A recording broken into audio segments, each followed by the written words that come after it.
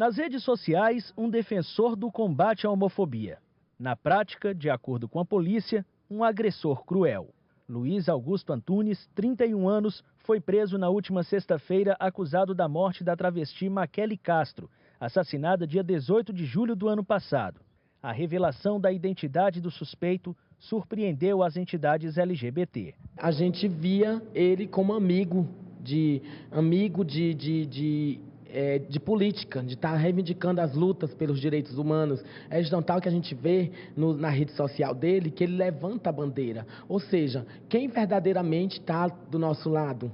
É o amigo ou o inimigo? Não criminando essa pessoa, porque até a elucidação do caso, a gente vai ter que ficar de formas caladamente esperando a justiça ser concretizada. Mas a gente não pode mais ficar acreditando em todas as pessoas que estão ao nosso redor, levantando a bandeira, porque a gente não sabe verdadeiramente quem está lutando a nosso favor. Maquele foi vista com vida pela última vez na noite do dia 17 de julho, entrando num carro na rua Eliseu Martins, em frente a uma boate gay, onde fazia ponto no centro de Teresina.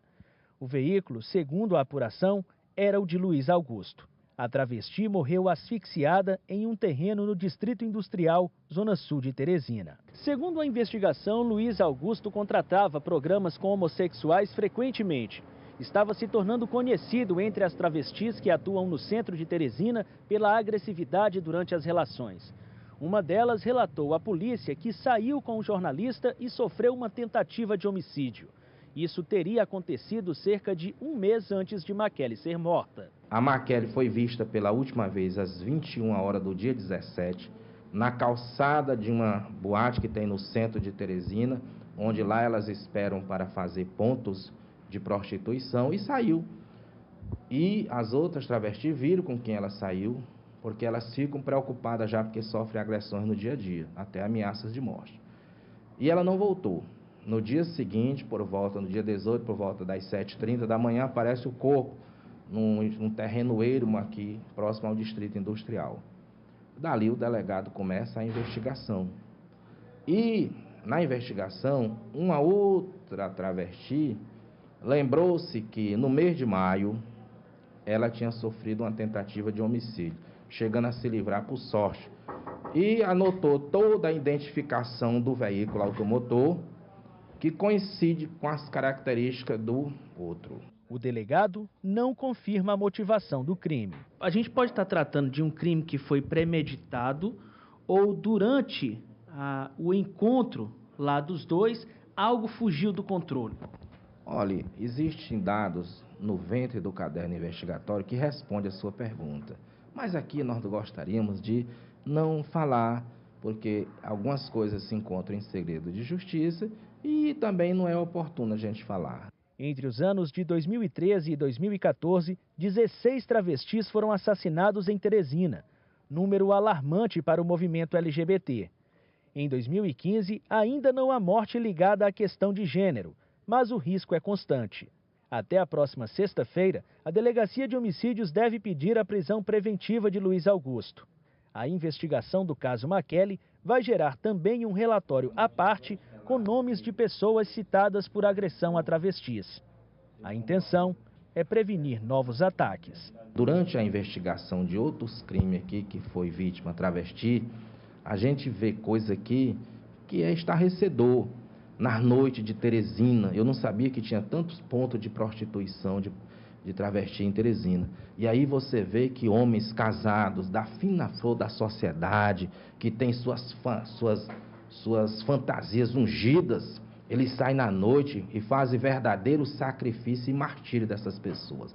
Eu, inclusive, estou fazendo um relatório particular, encaminhando ao delegado da Delegacia de Direitos Humanos para que adote providências, porque senão a gente vai ter mais morte de travestis. Nós estamos recebendo aqui no estúdio o advogado do professor, jornalista Luiz Augusto Antunes. É o advogado Edinaldo Cerqueira. Boa tarde. Boa tarde, Amadeus. Boa tarde, Eli. Boa tarde ao povo de Teresina e do Piauí. Obrigado pela presença. O senhor já está há algum tempo nesse caso. Qual a versão do professor para a acusação feita pela polícia? Olha, Amadeus, eu venho acompanhando o caso desde o primeiro instante que o professor Luiz Antunes foi intimado a comparecer na delegacia de homicídio. Aliás, ainda na delegacia das minorias. Isso foi quando? O ano passado, final do ano passado ainda, né?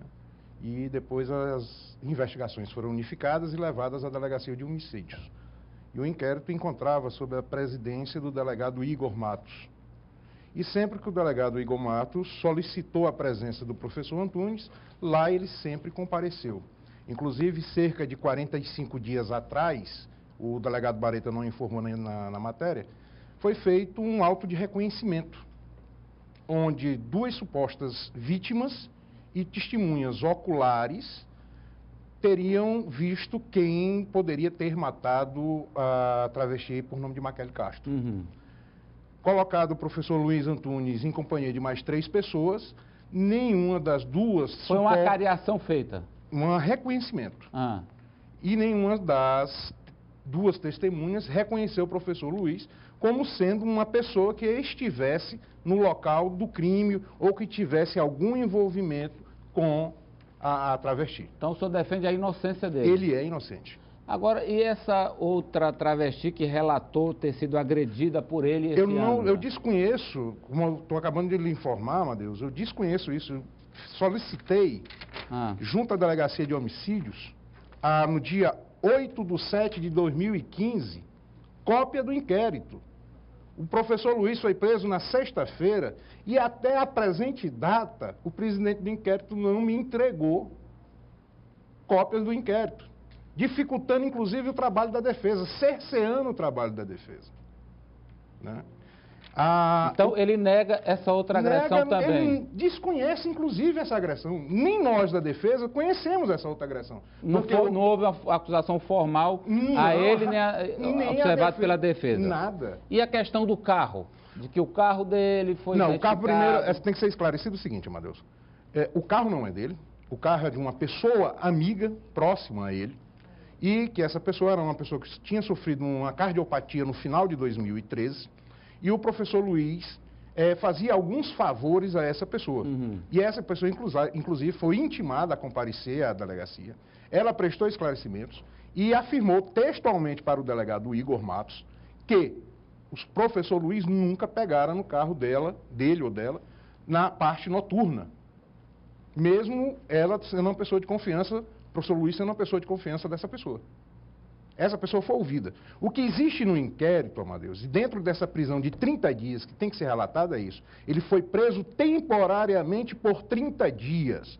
Se prendeu para se investigar. Por quê? E agora a polícia está dizendo que vai pedir a preventiva também. Não tem subsídios para preventiva. Sequer existe um laudo técnico dentro do processo, dentro do inquérito, que diga que tem a ponte material genético. Não foi feito coleta. Perícia? Não há perícia. Não existe perícia dentro do inquérito. O que existe lá são histórias de eu ouvi dizer. Eu acho que parece. Uhum. É um carro vermelho, muito comum. É um Fiat Palio, muito comum na cidade de Teresina. E nós sabemos hoje que clonar-se placa de carro é a coisa mais simples do mundo. Doutor, os telespectadores aqui perguntando se o professor Luiz pelo menos confirma que conhecia ou que tinha uma Ele amizade. nunca teve contato com a Maquele. Nunca. Nunca. Não sabia de quem se tratava até o dia da morte dela? Não sabia até o dia que se tratava da morte dela. Nós da defesa, que sou eu e o doutor Marcos Vinícius, nós estamos buscando elementos e subsídios para apresentar a defesa do Luiz e temos mais uma informação nova, que a polícia não sabe. Pronto, pois vamos dar. Nós, esse final de semana, estivemos em contato com alguns participantes do movimento LGBT, inclusive pessoas próximas à Maquele, e elas são textuais. Nós estamos tentando convencer essas pessoas a ir à delegacia e prestar as informações, que são textuais em dizer: o professor Luiz está sendo um boi de piranha, um bode expiatório, para desviar a atenção do verdadeiro assassino.